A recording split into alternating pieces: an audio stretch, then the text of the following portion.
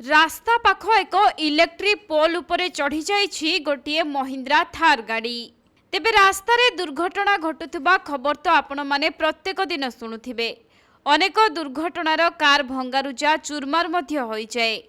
आउ दुर्घटनार video social media रे भाइराल मध्य हुए। सेहीपरि सोशल मीडिया रे एपरि एक घटना सामना को आसीछि जेउथिरे एक महिंद्रा थार इलेक्ट्रिक पोल उपरे चढ़ी जाइथिबा देखिबा को मिलुछि।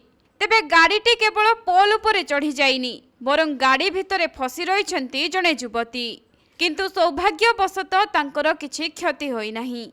महिंद्रा थार एमिति एक गाड़ी जहा खराब रास्ता ठू आरंभ करी पहाड़ उपरे भी खूब आराम रे चली थाए, किंतु ए गाड़ीटी रास्ता किंबा पहाड़ नुहे सीधा जाई इलेक्ट्रिक पोल उपरे चढ़ी जाइथिला।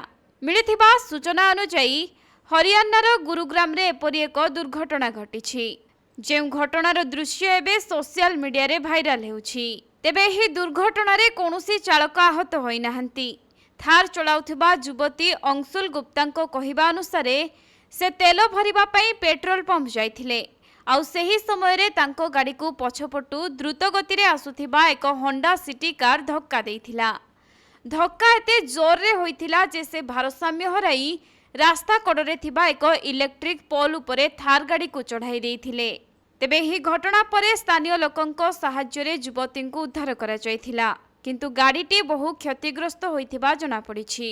सेपटे एही दुर्घटना संपर्क रे सूचना पाइबा मात्रे पुलिस घटनास्थल रे पहुंची घटनार तदंत आरंभ करिसंती।